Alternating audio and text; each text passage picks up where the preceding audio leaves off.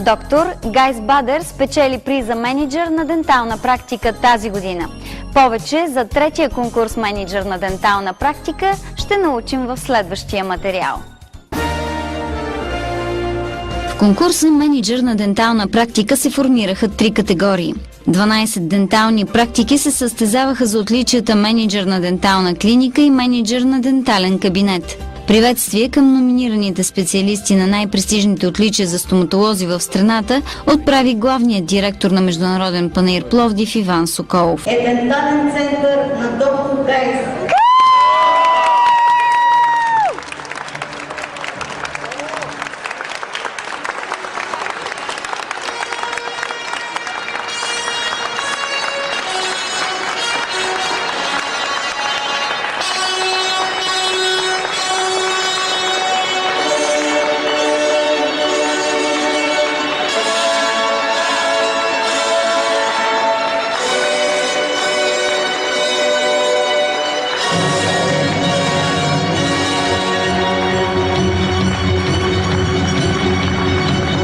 Над 200 представители на елита на денталното съсловие у нас се събраха на 21 октомври, за да чуят имената на победителите.